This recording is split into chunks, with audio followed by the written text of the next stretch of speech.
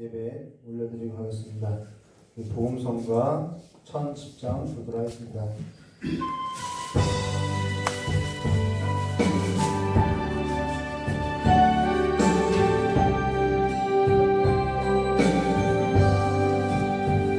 한세한 한물 같은 주의 은혜로 내 영혼 새롭게 되는 창조의 하나님이 나의 아버지 지치고 상한 마음 싸매주시고 그 맘에 안아주시는 위로의 하나님이 나의 아버지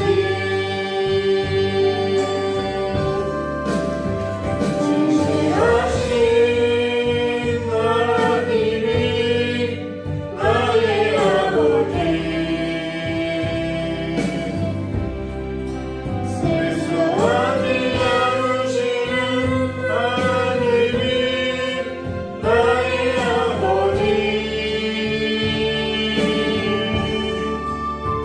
복 주시고 지키시며 은혜와 평강을 베푸시는 축복의 하나님이 나의 아버지 독생자 예수님을 이 땅에 보내 내 죄를 내 손에 하신 구원의 하나님이 나의 아버지 절망의 순간마다 찾아오셔서 은연의 손으로 일하신 기적의 하나님이 나의 아버지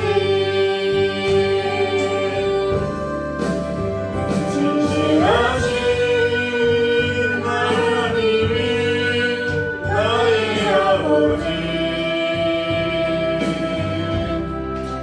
실수하지 않으시는 하나님이 나의 아버지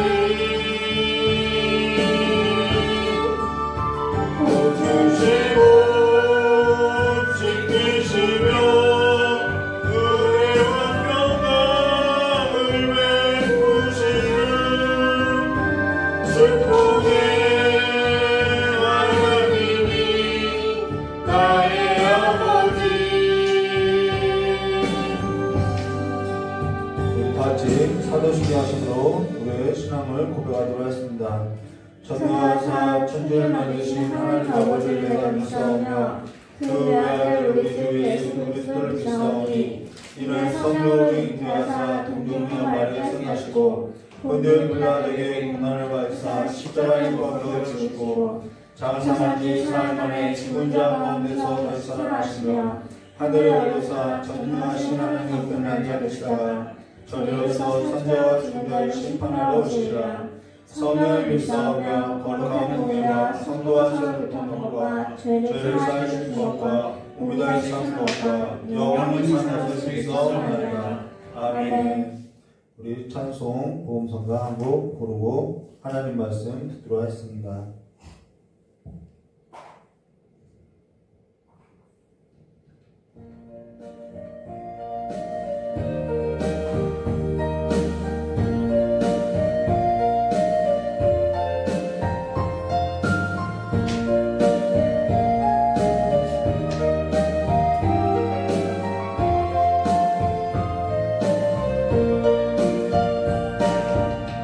하나님 한 번도 나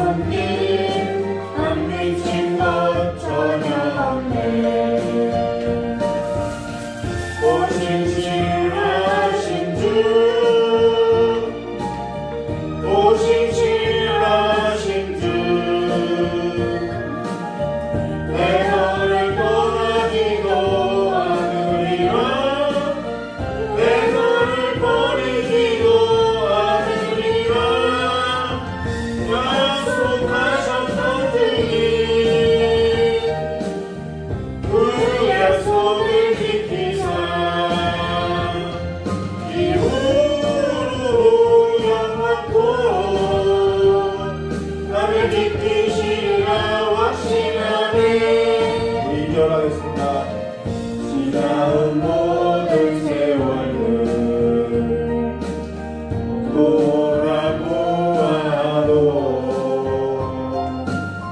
그 어느 것 하나 주의 손길 안 미친 것 전혀 없네.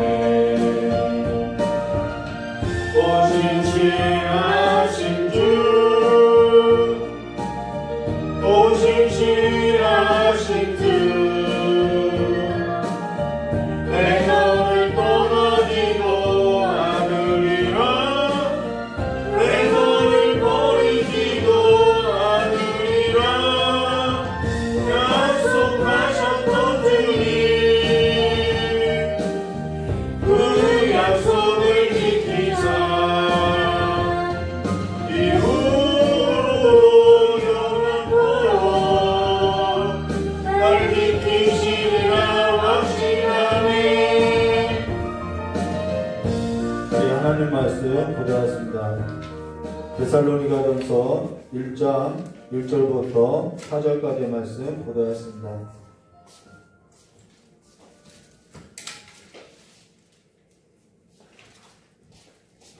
데살로니가전서 1장 1절에서 4절까지의 말씀 함께 보도록 하겠습니다. 신약성경 329페이지입니다. 데살로니가전서 1장 1절서부터 4절까지의 말씀을 함께 우리 합독하도록 하겠습니다. 바울과 실루아노와 디모데는 하나님 아버지와 주 예수 그리스도 안에 있는 데살로니가의 교회에 편지하노니 은혜와 평강이 너에게 있을지어다. 우리가 너희 모두로 말미암아 항상 하나님께 감사하며 기도할 때 너희를 기억하는 너희의 믿음의 역사와 사랑의 수고와 우리 주 예수 그리스도에 대한 소망의 인내를 우리 하나님 아버지 앞에서 끊임없이 기억함이니 하나님의 사랑하심을 받은 형제들아 너희의 택하심을 아노라. 아멘. 저는 기도하도록 하겠습니다.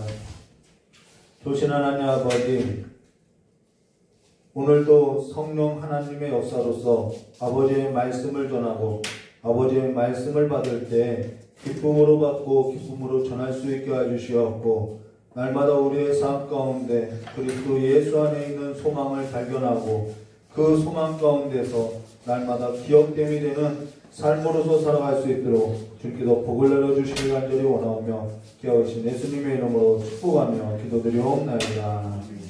오늘 데살로니가 교회라는 제목으로 데살로니가 전서를 기도하였습니다.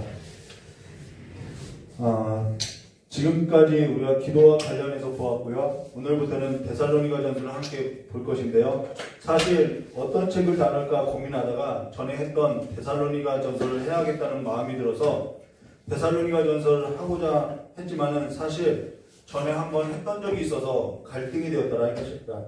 저는 사실 전에 했던 설교를 다시 하는 것을 별로 그렇게 좋게 생각하지 않아서 갈등이 되었는데 어찌되었든 전에 데살로니가 전서만 하게 되었고 후서는 하지 않아서 이번에 데살로니 전서도 하고 데살로니 후서도 하면 되겠다라는 마음으로서 전에 설교했던 것을 좀 자료를 찾아보았다는 것입니다. 근데 전에 설교했던 자료를 찾아봤더니 다 사라지고 없어서 다시 갈등하게 되더라는 거예요.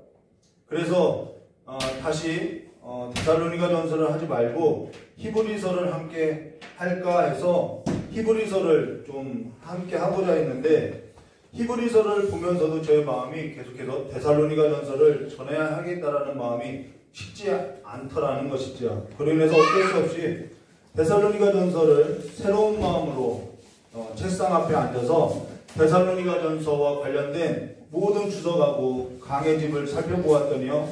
그리고 또 데살로니가 전서를 정독하고 나서 지금 우리가 데살로니가서를 다시 보아야 하는 이유에 있어서 저 자신부터 조금씩 새로운 마음으로서 깨닫게 되었다는 것이죠. 그래서 이에 있어서 처음 개척할 때보다 좀 더 깊은 은혜 안에서 하나님의 은혜 안에서 우리 함께 데살로니가 전서를 나누도록 하겠습니다. 그럼 오늘은 데살로니가 전서의 그 첫 시간으로서 서론적인 것을 볼 것인데요. 데살로니가 전서는 사도 바울이 데살로니가 교회에게 쓴 편지라는 거예요. 그래서 이 글을 쓴 사람은 사도 바울이고요. 이 글을 듣는 자는 청중은 데살로니가에 있는 교회 사람들이라는 것입니다.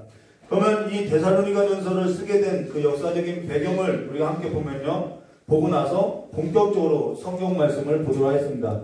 자, 그러면 데살로니가전서와 관련해서 사도행전 17장 1절의 말씀에 보면요. 여기서 그들이라고 하면 바울과 그 성교 일행들을 말하겠죠. 그들이 암비블리와 아볼로니아로 다녀가 데살로니가에 이르니 거기 유대인의 회당이 있는지라 라는 말로서 이 데살로니가는 바울과 실라가 2차 선교 여행을 하게 된 곳이 바로 데살로니가입니다. 그 2차 선교 여행에 있어서 사도행전 16장 1절 말씀에 보면은 이렇게 말씀하고 있죠. 바울이 더베와 루스드라에도 이름에 거기 디모데라 하는 제자가 있으니 그 어머니는 믿는 유대 여자요 아버지는 헬라인이라 라는 말로 더베와 루스드라에 이르러서 누구를 만나게 됐냐면 디모데를 만나게 됐다라는 것입니다. 그래서 그와 함께 바울과 실라와 디모데 그와 함께 2차 선교여행을 하게 됐다는 것이죠. 근데 놀라운 것은 하나님께서는 늘 하나님의 일을 하실 때 그 하나님의 일에 있어서 누구를 붙이냐면 사람을 붙인다는 것입니다. 저는 이것이 너무나도 큰 은혜라는 거예요. 항상 하나님은 함께할 사람을, 중요한 것은 함께할 사람을 하나님께서 붙인다라는 거예요. 전에는 몰랐으나 지금은 그러한 사실에 있어서 조금 눈을 뜨고 나서는 함께할 수 있는 것이 가장 큰 복이더라는 거죠. 지금도 내가 어떠한 현장 속에서 주인공이 되는 것보다는 함께하는 것만으로도 즐거움이 있고 그 함께하는 삶이라는 것이 그 하나님의 일이라는 것에 있어서 내가 동참된 삶을 살게 됐다는 것, 그리고 그 하나님의 일에 있어서 사람들과 함께 할 수 있다는 것, 그래서 하나님의 일을 함께 경험하게 되는 것이 얼마나 큰 은혜인지 모르겠다라는 거죠. 그래서 지금은 어떠한 현장 가운데서 내가 으뜸이 되고자 하는 것이 아니라 거기에서 하나님이 어떠한 일을 할까, 그 하나님의 일에 있어서 함께하는 사람들과 함께 나누게 되는 그 일, 그 삶이 그 자체가 즐거움이 되더라는 것이죠. 이러한 즐거움 가운데 살아가게 되어 있음을 말해준다는 것입니다. 자, 근데요, 그러고 나서 그러면 그 즐거움이 우리가 생각하는 그러한 즐거움일까? 그렇지 않다라는 거예요. 하나님의 일에는 핍박이 있는 것으로서 그 핍박 가운데서도 환난의 많은 시련 가운데서도 오는 즐거움이라는 것입니다. 그런데 하나님의 일이 아닌 세상으로부터 오는 그 어떠한 일에 있어서의 즐거움은 내 마음이 그 요구하는 그 욕구에 있어서의 즐거움이라는 것이죠. 이러한 차이가 우리의 삶 가운데 있다는 것입니다. 자, 그러고 나서요, 사도행전 16장 2절부터 10절의 말씀에 보면은 바울은 아시아로 계속 선교를 하고자 하였으나 성령이 아시아에서 말씀을 전하지 못하게 하시고 무시아 앞에 비두니아로 가고자 또한 애쓰되 예수의 영이 허락지 않고 무시아를 지나 드로아로 내려갔을 때 밤의 환상에 마게도니아로 건너와 우리를 도우라라고 한 것으로서 그들이 드로아에서 배를 떠나 사모드라게로 직행하여 이튿날 레아폴리로 가서 거기서 빌립보에 이르게 된 것으로서 그들이 마게도니아로, 지금으로 말하면 유럽이겠죠, 마게도니아 첫 성인 빌립보에 도착하게 됐다는 것입니다. 자, 근데요, 거기에서 빌립보에서는 어떠한 일이 있었냐면요, 점치는 귀신 들린 여종 하나를 만나게 되었고 그가 늘 따라다니면서 심히 괴롭게 하더라는 거예요. 거기에는 유대인의 회당이 없었다라는 것이죠. 유대인 10명이 없었다라는 거예요. 근데 사도 바울이 그 여종에게 있어서 예수 그리스도의 이름으로 내가 내게 명하노니 그에게서 나오라 하니 귀신이 즉시 나오게 됐다라는 것입니다. 근데 그 일로 인해서 점치는 그 귀신 들린 여종의 주인들이 자신의 수익의 소망이 끊어진 것을 보고 바울과 실라를 붙잡아 장터 관리에게 넘기고 매로 치고 바울과 실라를 지하 깊은 옥에 가두어서 착고를 채웠다라는 것입니다. 자, 우리가 여기서 사도행전 16장을 잠깐 역사적인 배경을 보고 있는데요. 근데 여기서 여종의 주인들의 소망이 무엇이냐면요, 그들의 소망은 그 빌립보라는 그 마게도니아의 첫 섬은, 그 빌립보라는 것은 정말 로마의 행정도시로서요, 로마의 정신과 로마의 문화가 다 깃들어져 있다는 것입니다. 근데 거기에 주인들이 살아가는 삶의 소망은 자신의 뭐냐면은 수익이었다는 거예요. 자신의 수익이었던 것으로서 여기서 우리가 생각할 것은요, 지금 우리에게 있어서 소망이 무엇인지 한번 살펴보아야 한다는 것이죠. 우리의 소망이 끊어질 것이 있다면은 우리 역시 자신의 소망을 따라서 반응하게 될 것임을 말해주고 있다는 것이죠. 우리의 소망이 영원한 것이 아니라 끊어질 것이 있다고 하면은 그 소망이 끊어질 때 우리마저도 끊어지게 되어 있고 거기에 따른 삶의 반응이 있을 것을 말해주고 있다는 것입니다. 그 소망에 관해서, 믿는 자들에게 있어서 그 소망에 관해서 글을 쓴 것이 뭐냐면 데살로니가전서라는 거예요. 자, 그러고 나서 옥에 갇힌 바울과 실라는 기도를 하게 되었고 하나님을 찬송하게 된 것으로서 어떠한 기도와 찬송 간에 상관관계가 있는데, 여기서 이들은 무엇을 보게 되냐면 비전, 하나님의 계획, 하나님의 일을 발견하게 됐다는 것입니다. 그러고 나서 그들이 하나님을 찬송할 때 큰 지진이 났고 옥터가 움직이고 모든 사람의 메었던 것이 다 벗겨지게 된 것으로서 옥문이 다 열렸다는 거예요. 이것이 하나님의 계획이었고 하나님의 비전이라는 것이죠. 이를 보게 된 간수는 제수들이 도망간 줄 알고 자결을 하려고 하였으나 이때 바울이 크게 소리를 지르며 내 몸을 상하게 하지 말라, 우리가 다 여기 있노라 라고 말한 것으로서 간수가 그 앞에 엎드려서 선생들이여 내가 어떻게 하여야 구원을 받으리까 라고 한 것으로서 그들의 삶 가운데는, 그 간수의 삶 가운데는 삶의 영혼에 있어 깊은 영혼의 목마름이 있었다는 것을 엿볼 수 있다는 거죠. 그 빌립보에서 그는 깊은 영혼의 목마름이 있었던 것으로서 그 사건을 통해서 내가 어떻게 하여야 구원을 얻을 수 있나이까 라고 물어보게 되었다는 것입니다.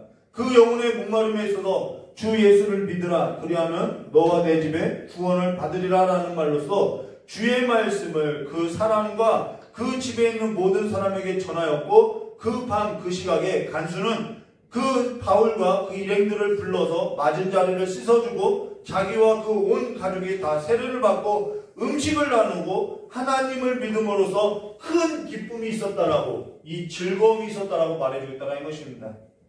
그것이 사도행전 16장 1절부터 34절까지의 말씀인데요. 그러고 나서 날이 새고 나서요, 상관들이 그 바울과 실라를 꺼내서 보내고자 할 때 바울이 이런 말을 한다는 거예요. 로마 사람인 우리를 죄도 정하지 않고 공중 앞에 때리고 옥에 가두었다가 이제는 가만히 내보내고자 하느냐라는 말로써 이 빌립보에는 바울 한 사람만 이와 같이 억울한 매를 맞았던 것이 아니라는 거죠. 힘에 의해서 억울하게 억압을 당한 사람들의 삶이 죄도 정해지지 아니하고 그렇게 억울하게 살아가는 삶의 모습들이 있었음을 말해주겠다는 것입니다. 이런 것은 그냥 하나의 단면으로서 보여주고 있다는 것이죠.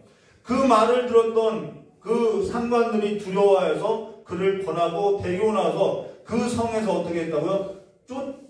떠나기를 청했다는 것입니다. 그렇게 해서 옥에서 나온 바울과 실라는 다시 루디아 집에 들러서 빌립보에 있는 교회, 루디아 집은 빌립보에 있는 교회를 말하죠. 그 교회를 위로하고 나서 바로 어디로 가게 되냐면은 데살로니가에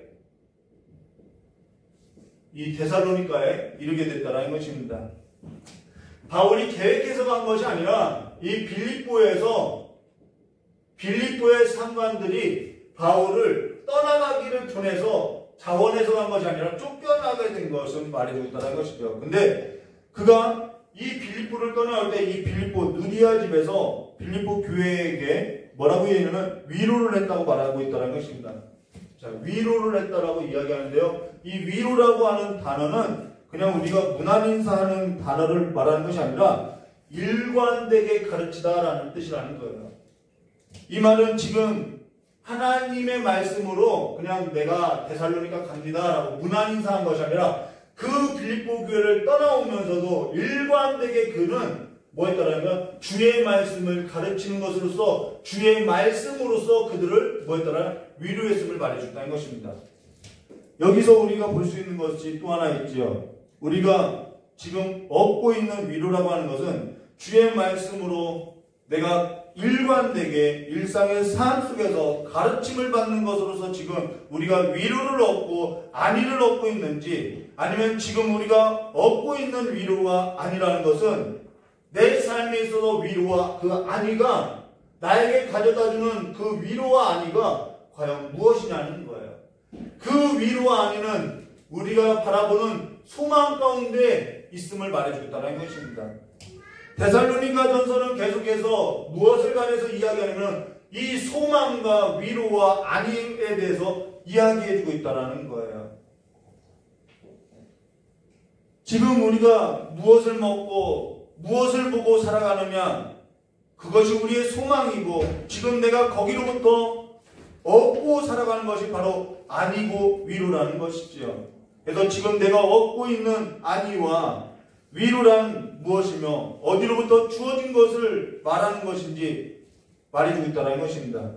자, 그런 후에 바울은 빌립보 성읍에서 쫓겨나서 데살로니가에 이르게 된 것으로, 데살로니가는 유대인들이 있었고, 이 데살로니가는 여기는 회당이 없는데 여기는 유대인들이 있었고, 유대인들로 인해서 이방인들도, 몇몇 이방인들도 그 유대인들이 올바른 삶에 있어서 도덕적인 삶으로 있어서 또한 유일신을 섬기고, 이들은 다 신교를 믿었죠. 유일신을 섬기는 것에 관해서 이들이 조금 좋게 보고선 개종한 이들도 있었다라는 것입니다. 근데 유대인으로, 유대 종교로 개종한 자들이 있었는데요. 그로 인해서 오늘 성경 말씀 사도행전, 오늘 배경이 되는 사도행전 17장 2절부터 3절의 말씀에 보면 이렇게 말씀하죠. 바울이 자기의 관례대로 그들에게 들어가 새 안식일에 성경을 가지고 강론하며 뜻을 풀어 그리스도가 해를 받고 죽은 자 가운데서 다시 살아나야 할 것을 증언하고 이르되 내가 너희에게 전하는 이 예수가 곧 그리스도라고 하니라는 말로서 세 번의 안식일, 그러니까 최소 이 데살로니가에는 얼마나 있었냐면 세 번의 안식일을 지낼 만큼 3주 있었다라는 것이죠. 아니면은 반드시 3주일 필요는 없는데 그 이상으로도 있었을 수도 있다라는 것입니다. 근데 오늘 사도행전 17장 2절과 3절 말씀에 보면 이렇게 말씀하죠.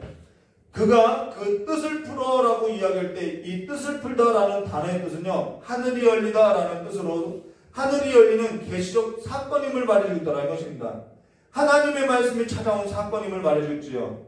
그 일에 있어서 그리스도가 해를 받고 죽은 자 가운데서 다시 살아나야 할 것을 증언한 것으로서 그가 곧 십자가에 죽으신 예수이며, 그 예수는 성경을 강론했던 것으로서, 그 성경은 구약 성경을 말하는데 그 구약 성경이 말하고 있는 그 예언자들이 말한 그 그리스도가 누구라는 거예요? 십자가에서 죽으신 예수다라는 것을 말해줬다는 것입니다. 그 이야기를 했다라는 거예요.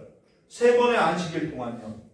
근데 이것이 하늘이 열리는 계시적인 사건으로 유대인들은 그리스도가 고난을 받고 십자가에 죽는 그러한 그리스도를 믿을 수 없겠더라는 거예요.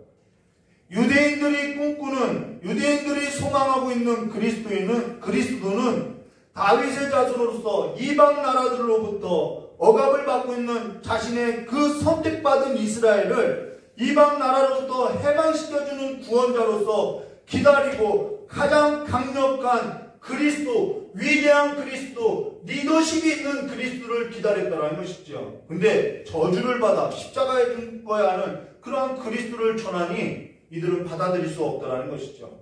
지금도 그리스도의 복음에 관해서 이야기할 때 그렇게 번영을 말하는, 우리에게 뭔가를 가져다주는 이러한 소망과 위로와 안위가 아닌 뭔가 우리의 요구를 들어줄 만한 그러한 그리스도를 전하는 때에 사람들은 반응하지만은 그러한 그리스도를 전하지 않을 때는 사람들은 받지 못하더라는 것입니다. 그래서 근데 데살로니가 교회의 사람들은 이 소망을 전할 때 기쁨으로 받았다라는 말로서 사도 바울이 뭐라고 하냐면은 성령이 너희와 함께함을, 너희가 하나님께로부터 택함을 받았다는 것을 내가 이로써 안다라고 말하고 있다는 것입니다. 그것으로서 안다라고 이야기하고 있다는 거예요.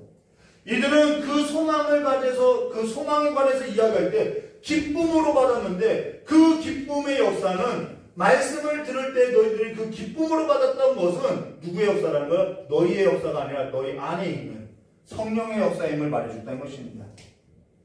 자, 그러고 나서요. 사도행전 17장 4절 말씀 보면 이렇게 말씀하죠. 그 중에, 자, 그러면 데살로니가 교회가 어떻게 생겨났는지 우리가 여기서 엿볼 수 있다는 것이죠. 자, 그러고 나서 사도행전 17장 4절 말씀에 그 중에 어떤 사람 곧 경건한 헬라인의 큰 무리와 적지 않은 기부인도 권함을 받고 바울과 실라를 따르나 라는 말로서 여기서 복음을 전했을 때 헬라인의 큰 무리들이 유대인들, 유대 종교를 이렇게 좋게 생각했는데 그들이 바울과 실라가 전한 그 복음을 듣고 그들을 따르게 되었을 때 어떻게 됐냐면요. 5절과 9절에 그러나 유대인들은 시기하여 그들이 시기했다라는 것이죠. 저자의 어떠한 불량한 사람들을 데리고 때를 지어 성을 소구동하게 하여 야손의 집에 침입하니 이게 회당장이거든요. 야손의 집에 침입하니 그들을 백성에게 끌어내려고 찾았으나 발견하지 못하매 야손과 몇 형제들을 끌고 읍장들 앞에 가서 소리를 질러 이르되 천하를 어지럽게 하던 이 사람들이 여기도 이름에 야손이 그들을 맞아들였도다. 이 사람이 다 가이사의 명을 거역하고 말하되 다른 임금 곧 예수라 하는 이가 있다 하더이다 하니 무리와 읍장들이 이 말을 듣고 소동하여 야손과 그 나머지 사람들에게 보석금을 받고 놓아줬더라라는 말로서 이 야손이 그들로부터 끌림을 당하고 보석금으로 인해서 풀려났음을 말해줬다는 것이죠. 그리하여서 사도행전 17장 10절 말씀에 밤에 형제들이 곧 바울과 실라를 어디로 보내요? 베레아로 보내니 그들이 이르러 유대인 회당에 들어가니라 라는 말로 또 유대인 회당을 찾아 들어갔음을 말해줬다는 것입니다. 자, 여기서 그들이라는 말은 여기서 형제들이라고 하는 것은 누구를 말하면은 데살로니가 교회의 성도를 말해주겠다라는 거예요.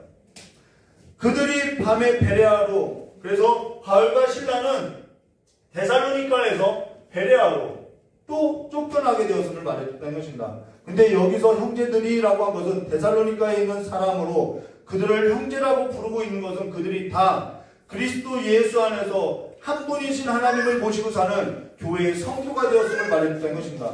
얼마 만에요? 세 번의 안식일 동안에 성경을 가지고 하나님의 말씀을 강론하는 것으로서 그들이 그 복음을 듣고 하나님을 모시고 우상을 버리고 하나님을 모시는 교회가 되었음을 말해줬다는 거예요. 놀라운 역사라는 거죠. 데살로니카에 있는 사람들을 그들의 형제라고 한 것은 그들이 다 그리스도 예수 안에서 한 분이신 하나님을 모시고 사는 교회의 성도가 되었다는 것입니다. 근데 그들은 바울이 세 번의 안식일에 구약 성경을 가지고 강론한 그리스도가 해를 받고 다시 살아날 것에 관한 증언을 받고 예수가 그리스도임을 마음으로 믿고 입으로 시인하고 예수 그리스도를 주로 고백한 교회의 성도가 되었음을 말해준 것으로서 그들이 뭐가 되었다는 것? 데살로니가 교회가 되었다는 거예요. 그래서 그들을 형제라고 부르고 있다는 것입니다. 그리고 그들이 교회가 된 것은 우리가 앞으로 보게 될 것인데요. 근데 데살로니카로부터 데살로니카로부터 이들이 어디로 쫓겨나냐면 베레아로 쫓겨났다는 거예요. 거기로부터 쫓겨나게 됐다는 거죠. 근데 이 쫓겨남은 왜 쫓겨났냐면은 핍박 때문에 쫓겨났다는 것이죠. 그러면은 이 데살로니카에 있는 교회는 지금 어떠한 상태냐면 핍박 가운데 있다는 것입니다. 복음으로 인해서 핍박을 받고 있다는 것이죠. 그로 인해 바울은 실라와 디모데를 남겨두고 또 이 데살로니카에 핍박했던 그들이 베레아까지 쫓아와서 이 베레아에서 디모데하고 실라를 남겨두고 바울은 아덴까지 이르게 된다는 것이죠. 아덴까지 쫓겨나게 되었고 아덴에서 실라와 디모데를 기다리면서 아덴에서 기다리면서 아덴에 우상이 가득한 것을 보고 마음이 격분이 일어나서 거기서도 또 한바탕 소동을 일으키고 쫓겨나서 어디에 이르게 되냐면 고린도에 이르게 된다는 것입니다. 그런데 이 아덴에서 있을 때 디모데하고 신라를 어디로 보내냐면은 이 데살로니가 교회로 보낸다라는 거예요. 좀 그들이 지금 핍박 가운데 있는데, 그들이 환난 가운데 있는데, 그들의 믿음이 3번의 안식일을 지킨 것으로서 믿음이 생겨난 정말 갓 태어난 어린 아이들과 같으니 그들의 믿음이 좀 어떠한가 보라고 보냈다라는 것입니다. 그래서 쓴 것이 뭐냐면 데살로니가 전후서라는 거죠. 어떤 사람은 이를 보고 우리가 근데요, 이 사도 바울이 아덴에 이르게 됐을 때 우상이 가득한 것을 보고 마음이 막 격분하게 되었다는 것을 말해주는데, 그래서 거기서부터 또 쫓겨나서 고린도에 이르게 되었는데, 어떤 사람은 그러한 신앙의 모습을 보고 좀 가만히 좀 있지 왜 저렇게 가는 곳마다 일을 만들어 라고 말할 수 있겠더라는 거예요. 너만 입 다물면 아무 일 안 일어나잖아 라고 말할 수 있겠더라는 것이죠. 근데 저는 우상이 가득한 것을 보고 마음에 격분이 일어나는 것이, 하나님의 질투하시는 그 마음이 살아있는 것이 저는 신앙이라고 본다라는 거예요.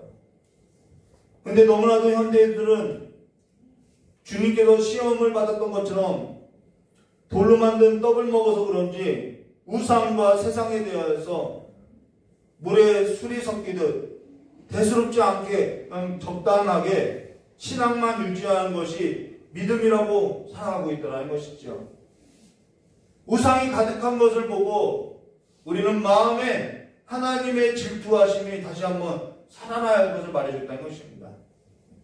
어찌되었던 그러므에 사도행전 18장 5절 말씀에 보면 이렇게 말씀하고 있어요. 신라와 디모데가 마게도니아로부터 내려와서, 자, 사도 바울이 여기에 있을 때, 아덴에 있을 때 마게도니아 성도들이 어떠한지 디모데하고 신라를 보냈다라는 것입니다. 그래서 사도행전 18장 5절에 신라와 디모데가 마게도니아부터 내려와서 바울이 하나님의 말씀에 붙들려 유대인들에게 예수는 그리스도라고 밝히 증언하니 라는 말에서 고린도에서 사도 바울이 하나님의 말씀을 전할 때 이 마게도니아로 갔던 데살로니가로 갔던 이 디모데하고 신라가 돌아와서 이 데살로니가 교회의 사정이 어떠한지 전해주었다라는 것입니다. 근데요, 뭐라고 전해졌냐면은 그들이 핍박 중에도 뭘 지켰다라는 거예요? 믿음을 지켰습니다라는 소식을 듣게 됐다라는 거예요. 사도 바울은 혹시 핍박을 견디지 못해서 저들이 믿음을 저버리는 것이 아닐까라는 염려와 근심 가운데 디모데를 데살로니가 교회에게 보내었는데, 이 디모데로부터 들려온 소식이 뭐냐면은 그들이 핍박 중에도 갓난아이와 같은 어린 신앙에도 불구하고 믿음을 유지하고 있습니다라고 이야기를 해왔다는 것입니다. 그 믿음이 어디에 있었냐면은 그리스도 안에서 그리스도가 다시 올 그 소망에 뿌리를 두고 있었음을 말해줬다는 거예요. 그리고 그 삶으로부터 뭘 얻었다는 거예요? 안위와 위로를 얻고 있었다는 것으로서 바울이 그 데살로니가 성도들에게 격려와 위로의 글로서 이 데살로니가 전서를 썼다는 것이죠. 그래서 데살로니가 전서는 죽은 자의 그리고 또 데살로니가 성도들이 좀 궁금했던 것이 있었어요. 죽은 자의 부활이 어떠한지, 그리스도의 재림은 언제인지. 그래서 그런 것에 대한 답변과 그 그리스도에 관한 재림에 있어서의 답변과 또 왜요? 3번의 안식일밖에 안 지나서 많은 것을 이야기해 줄 수 없었던 거죠. 짧은 기간에 있었기 때문에요. 그래서 이들의 질문에 대한 답변과 그들에 관한 위로에 관해서 담겨져서 이 글을 쓰게 됐다는 것입니다. 자, 그렇게 짧은 기간에 머물러 있었던 것으로서 그들로부터 죽은 자의 부활에 관한 것, 그리스도의 재림에 관한 질문을 듣게 된 것으로서 그에 대한 답변도 바로 이 데살로니가 전후서에 기록되어 있다는 것입니다. 그러나 그들과의 짧았던 만남으로 인해서 그들은 유대인들로부터 핍박 중에 갓 태어난 상태로 던져진 정말 어린아이와 같은 신앙이었지만은 그러나 그들은 믿음을 저버리지 아니하고 견뎌냈다라는 것입니다. 사도 바울은 저들이 믿음을 저버리지 않고 내가 많은 것을 전하지 못하고 많은 것을 먹이지 못했는데 저들이 견뎌낼까라는 마음으로서 이 글을 쓴 것으로서 사도 바울은 데살로니가로 다시 한번 가고자 했던 것으로서요. 데살로니가 전서 2장 17절과 18절 말씀에 보면 이렇게 말씀하고 있죠. 형제들아 우리가 잠시 너희를 떠난 것은 얼굴이요 마음이 아니니 너희 얼굴 보기를 열정으로 더욱 힘썼노라. 그러므로 나 바울은 한 번, 두 번 너에게 가고자 하였으나 사탄이 우리를 막았도다라는 말로서 바울은 데살로니가 교회를 생각하고 있었음을 말해줬다는 것입니다. 근데 데살로니가 교회도 바울의 마음을 이해하고 그가 어떻게 자신들을 사랑했는지 보여주고 있다는 것입니다. 그래서 바울과 이 데살로니가 교회는 정말 목회자와 교회의 어떠한 목양적인 모습을 담아내고 있다는 것이죠.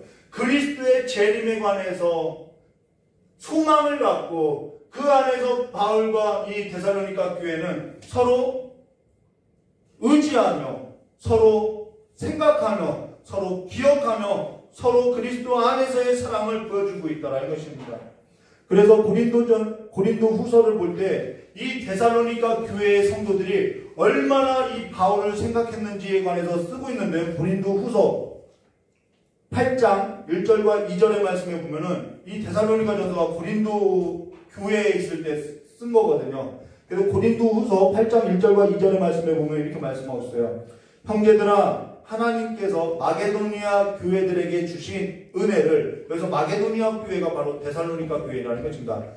마게도니아 교회들에게 주신 은혜를 우리가 너에게 알리노니 환난의 많은 시련 가운데서 그들은 넘치는 기쁨과 극심한 가난이 그들의 풍성한 연보를 넘치도록 하게 하였다라는 것으로서 마게도니아 교회라는 것은 데살로니 교회를 말하는데 그들은 환난의 많은 시련 가운데서도 넘치는 기쁨으로 살았고요.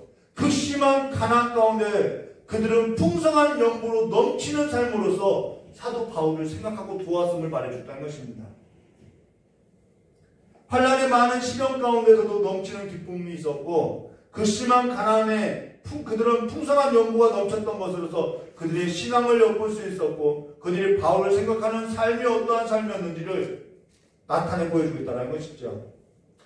우리가 나눌 수 있는 것은요, 우리가 헌금을 한다는 것은요, 내 것을 가지고 드리는 개념이 아니고요, 내 것을 가지고 누군가를 돕는 개념이 아니라요, 넘치는 기쁨 안에서 이 넘치는 기쁨, 곧 그리스도께서 자신을 찢어 우리를 살렸던 그 구원의 기쁨을 말하는 것으로서 우리 자신을 찢어 남을 살린다라는 개념도 있지만은 사실 내 자신을 찢어 나누는 삶은 남을 살리기 위한 것이 아니라 내가 그리스도인의 삶으로서 살아가는 즐거움과 기쁨이 있기 때문에 나를 살리고자 내가 그리스도 안에서 내 생명의 길을 가고자 나를 위해서 행하는 삶임을 말해준다는 것입니다.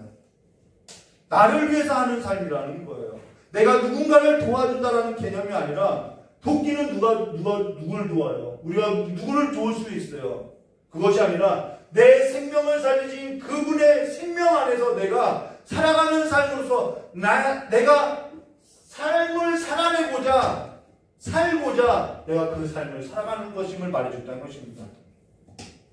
어찌됐든 바울은 데살로니카에 있는 교회 성도에게 있어서 자신이 해산의 수고로서 그들을 갓 태어난 자녀와 같이 여겼고 또한 유대로부터의 핍박과 환난으로부터 그 자녀들을 강물에 띄어보내야 하는 심정으로서 이 글을 썼다라는 것입니다.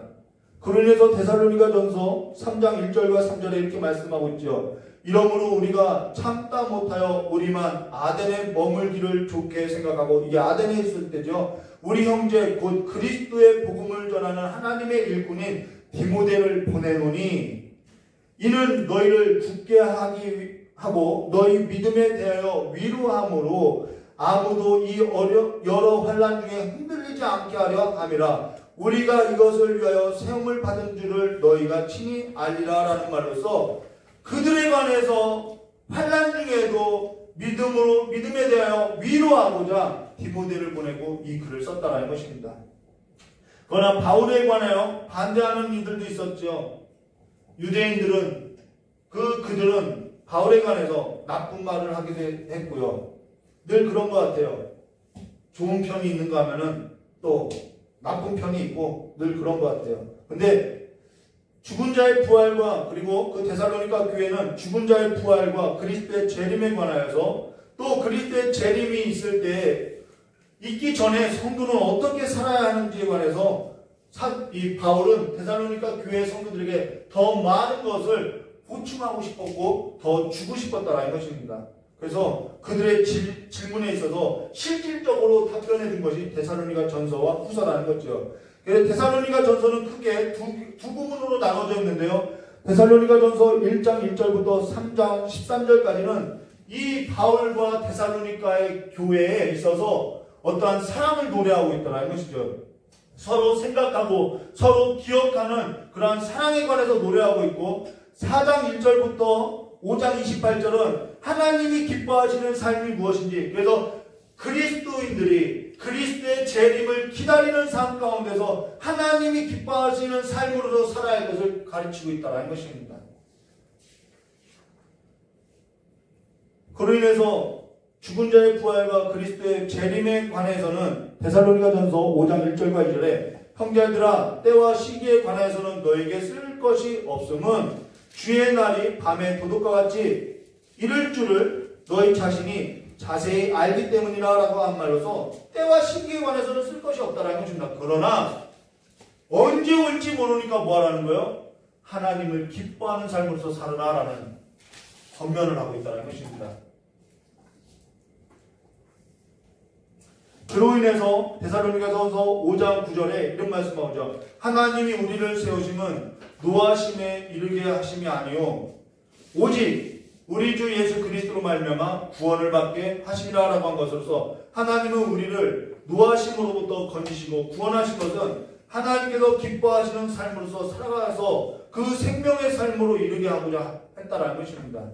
그 삶에 있어서 데살로니가전서 4장 3절에 하나님의 뜻은 이것이니 너희의 거룩함이라 라고 한 것으로서 하나님께서 기뻐하신 삶이라는 것은 하나님의 뜻이라는 것은 곧 성도의 거룩함이 있다는 거예요.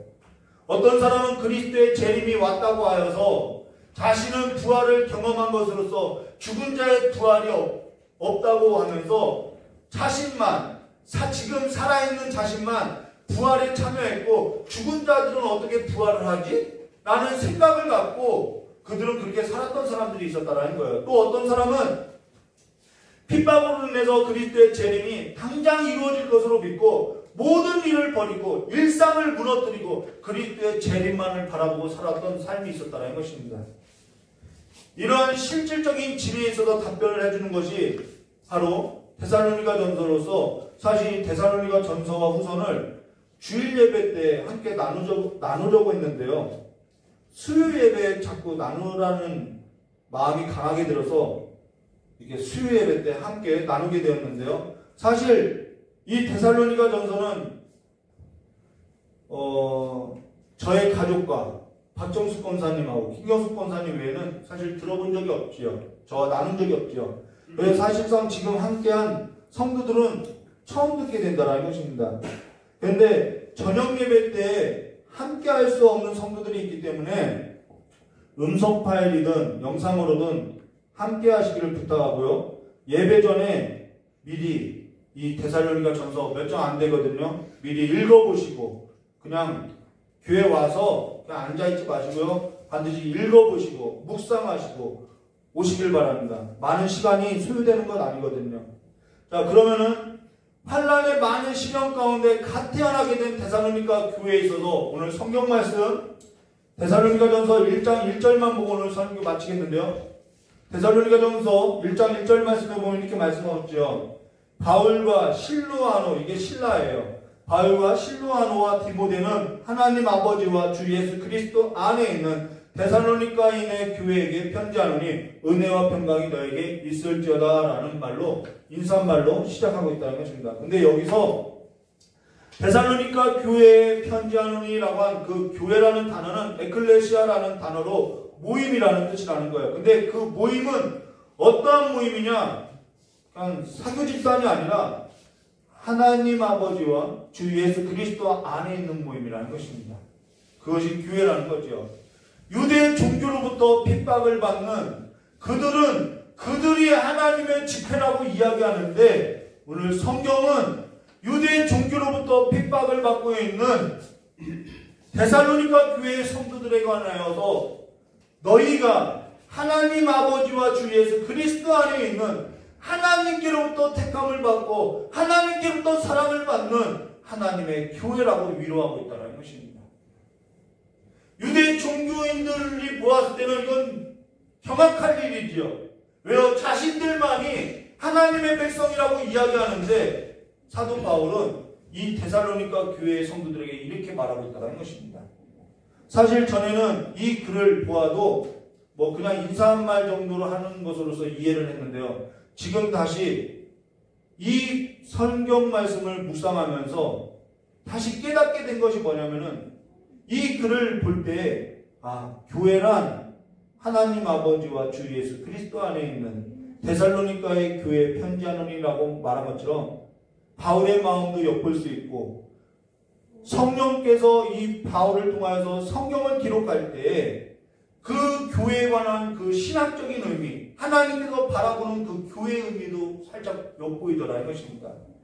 교회란 하나님 아버지와 주 예수 그리스도 안에 있다라는 거예요. 늘 말하면서도 별로 와닿지 않지만은 늘 말하면서도 그 사실에 있어서 믿어지게 될 때 바울은 교회에 있어서 뭐라고 이야기하면 하나님 아버지와 주 예수 그리스도 안에 있는 교회에 관하여 뭐 했다라는 거예요? 맡기게 됐다는 것입니다. 맡길 수 있다라는 거예요. 지금 데살로니가 교회는 바울이 많은 복음을 전하고 많은 가르침을 준 것이 아니라 세 번 만났다라는 거예요.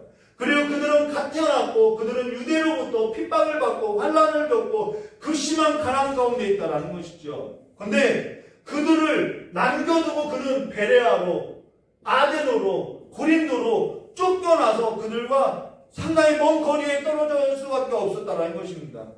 그런데 지금 바울의 입에서 뭐라고 얘기하면은 그 데살로니가 교회에 관해서 하나님 아버지와 주 예수 그리스도 안에 있는 데살로니가 교회에 편지하노니라고 말하고 있다는 것이죠.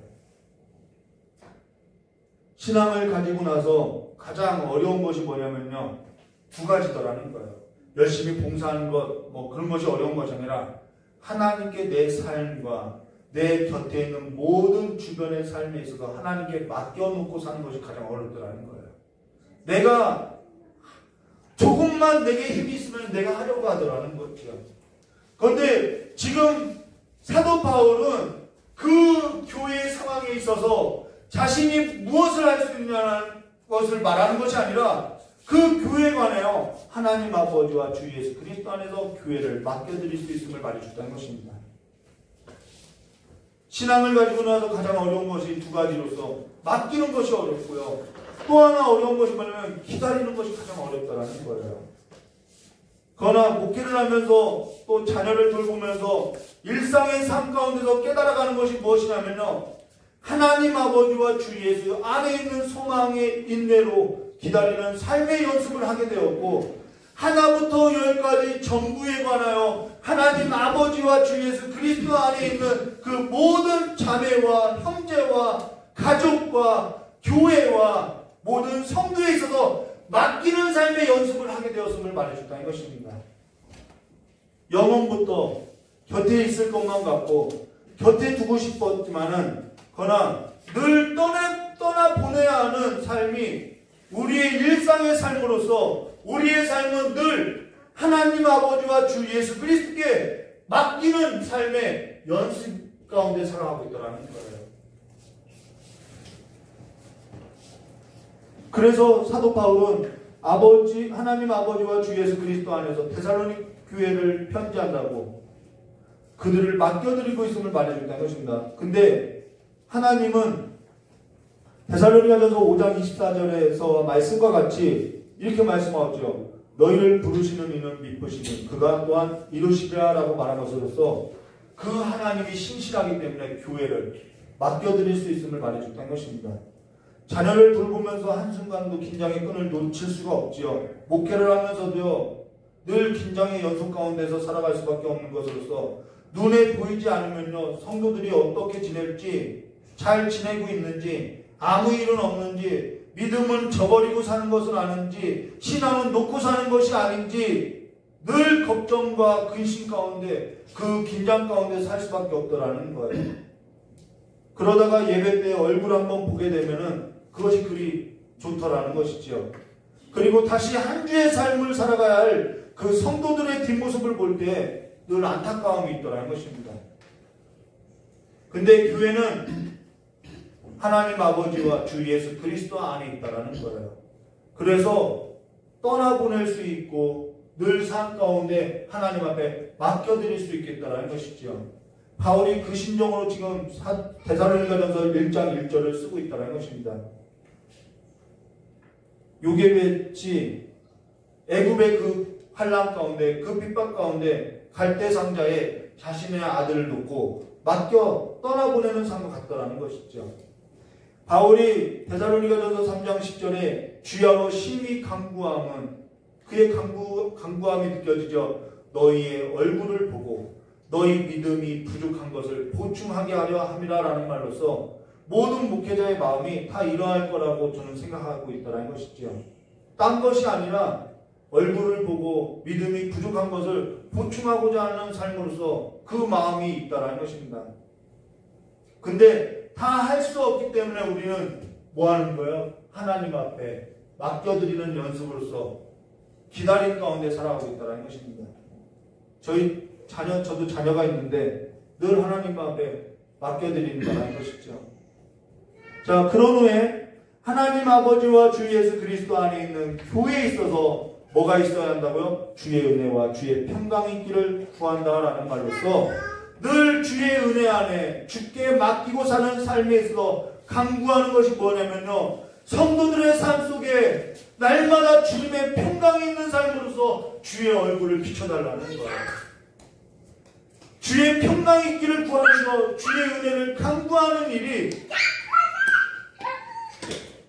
이 기도가 날마다 마음속에 있더라는 것이죠. 자, 영원한 삶에 잇대어서 한 사람도 죽음 가운데 영원한 수월 가운데 빠지지 않기를 구하는 것으로서 우리는 영원한 삶이 그냥 멀리 있게 생각하는데요. 아니요. 우리는 영원한 삶에 지금 잇대어서 살아간다는 것입니다. 내가 오늘 그 영원한 삶 가운데 영원한 수월에 죽음 가운데 잇대어서 살아가는 삶이 아니라 성도들의 삶이 그 영원한 삶 가운데에서 그 영원한 생명의 삶에 잇대어서 오늘을 살기를 하나님의 은혜를 구하는 것으로서 오늘 하나님과 평강이 이루어지기를 구하더라는 거예요. 오늘 내가 하나님과의 평강이 없는 삶은 그 삶은 내 삶이 영원한 삶의 소망 가운데 두지 않고 있음을 말해주겠다는 것이죠. 그래서 그 성도들에게, 그 교회에게 구하는 것이 뭐냐면요, 그 하나님 아버지와 예수 그리스도 안에 있는 그 영원한 소망 가운데서 오늘 그 핍박 가운데서 그 환난 가운데서 그 가난 가운데서도 하나님과의 평강 가운데 하나님의 위로와 하나님의 안위가 있는 삶 가운데서 그 일상의 삶을 하나님의 은혜 가운데 살아갈 수 있도록 간구하게 된다는 것입니다. 그것을 누구로서 기도하냐면 주의 이름으로서 구한다는 거예요. 주의 이름으로서 구하는 것은 오늘 데살로니가전서 1장 10절에 이렇게 말한 것처럼 또 죽은 자들 가운데서 다시 살리신 그의 아들이 하늘로부터 강림하실 것을 너희가 어떻게 기다리는지를 말하니 이는 장래의 노하심에서 우리를 건지시는 예수시니라 라고 한 것으로서 장래의 노하심으로서 우리를 건지시는 분은 예수이기 때문에 그 예수 외에는 장래의 노하심으로부터 우리를 건질 자가 없기 때문에 오늘도 하나님의 그 은혜를, 그 평강을 누리기를 누구의 이름으로 구하냐면 예수의 이름으로 구한다는 것입니다.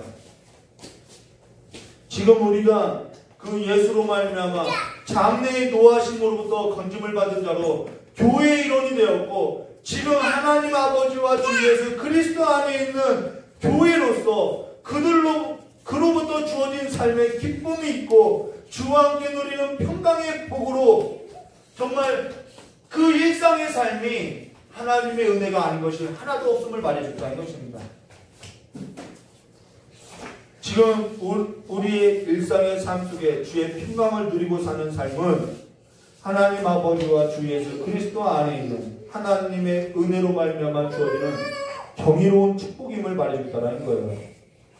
하나님은 우리의 일상의 삶 속에 곳곳에 하나님의 그 경이로운 복을 감추어둔 것으로서 주의 그 평강의 삶 가운데 주의 은혜를 만끽할 수 있게 하셨다는 것입니다. 아침마다 주의 인자하심을 맛보시고 밤마다 주의 성실하심을 경험하시고 일상의 삶 가운데 하나님과 누리는 그 평강 가운데 하나님의 그 은혜 가운데 일상의 삶이 회복되어지기를 주님의 이름으로 축원합니다. 환난의 많은 시련 가운데 그 심한 고통 가운데 가난한 그 삶 가운데 우리 주 예수 그리스도 안에 있는 은혜와 진리와 평강의 복을 가득하시기를 주님의 이름으로 다시 한번 축원합니다. 거기에 우리의 위로가 있고 거기에 우리의 소망이 있고 거기에 우리의 축복이 있음을 기억하고 한 주를 또 하루를 이겨내는 거룩한 성도가 되시기를 주님의 이름으로 축원합니다. 다 같이 기도하도록 하겠습니다. 조신 하나님 아버지, 날마다 그리스도 예수 안에 있는 하나님 아버지를 바라보고 살아가는 우리 귀한 성도님들의 그 산 소망 위에 하나님의 위로와 하나님의 안위와 또한 하나님께로부터 날마다 그 일상의 삶 가운데 하나님과 누리는 그 평강의 복으로 은혜 위에 은혜를 더하여 주시는 삶으로서 하나님께서 일상의 삶 가운데 곳곳에 숨겨놓은 그 일상의 복을 날마다 경험하고 그 하나님의 경이로운 가운데 살아가는 하나님의 그 삶 가운데 살아가는 삶이 될 수 있도록 도순 들고 축복하여 주시길 간절히 원하오며 기도하신 예수님의 이름으로 축복하며 기도드리옵나이다. 우리 복음성가 한곡 부르신 후에 하나님 말씀 주기도문으로 예배를 마치도록 하겠습니다.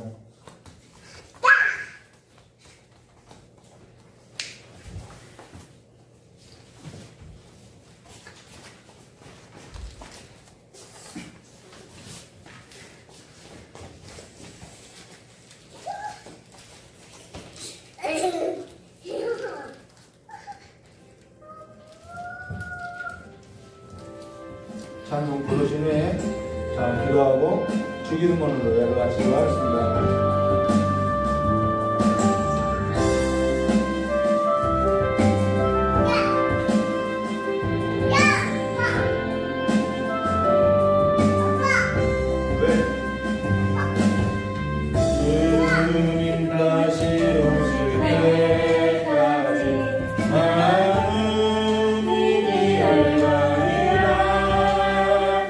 좁은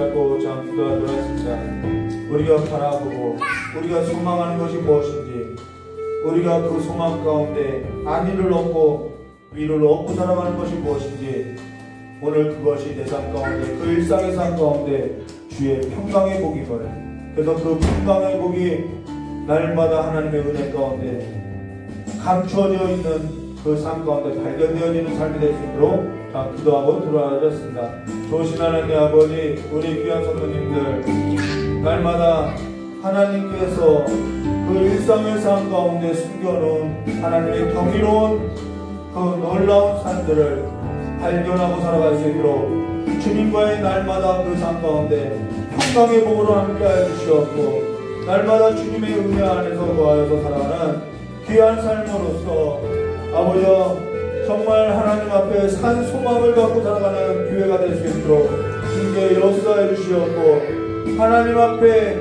그 소망을 두고 살아가는 삶으로서 믿음을 갖고 아버지여 인내하며 아버지여 사랑의 수고를 하며 살아갈 수 있도록 복을 내려주시길 간절히 원하오며, 한 사람도 하나님의 그 산 소망 가운데 흘러 떠내려가는 자가 없도록 아버지께서 아버지의 성실하심을 두고 인도하여 주시고 붙들어 주시고, 그들의 영혼을 감동하사 날마다 주님 곁으로 인도하여 주시길 간절히 원하오며, 여신 예수님의 이름으로 축복하며 기도드리옵나이다.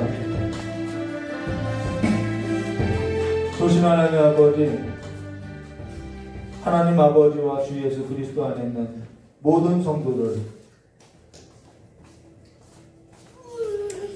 아버지께로 주의 성령의 역사로 이끌어 주셔서 우리의 시선이 떨어지는 것이 아니라 하늘에 간직된 산 소망을 두고 살아가는 그 소망을 바라보고 인내를 하고 믿음의 역사 가운데서 경험되어지는 삶으로서 날마다 사랑의 수고를 행하는 하나님의 교회로서 하나님의 백성으로서 살아갈 수 있도록 복을 내려주시었고, 그 하나님으로부터 오는 위로와 안위가 우리의 삶 가운데 가득 넘쳐나서 주와 일상의 그 평강을 누리는 삶의 복이 날마다 주의 은혜로서 아침마다 새롭고 밤마다 경이로운 가운데 잠들 수 있도록 복을 내려주시길 간절히 원하오며, 주께서 우리에게 시선을 두는 그 시선에 우리가 그 시선에